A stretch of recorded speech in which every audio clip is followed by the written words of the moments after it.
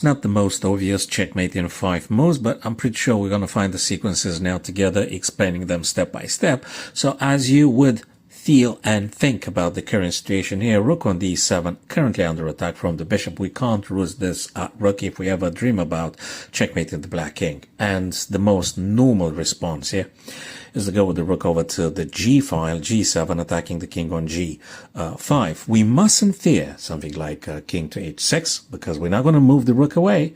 If this were to happen, just let me show you my very dearest. If the king were to move to h6, we mustn't move the rook anywhere, but instead the knight. And actually we're going to be winning if that were to be the reply, because after knight to f5 checking the king, they need to move on to h5. And now checkmate is coming. Not the rook, not the knight, but the pawn on g3 to g4, and that is just checkmate. So because we understand this pattern now, let me just go back a bit.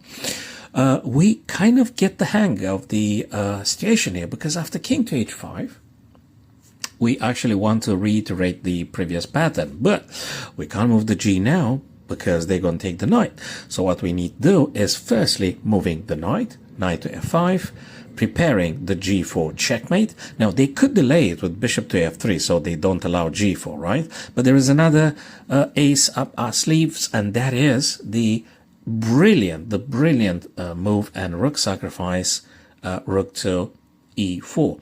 And you may say, wait a minute, what do you want to do with the rook on e4 anyway?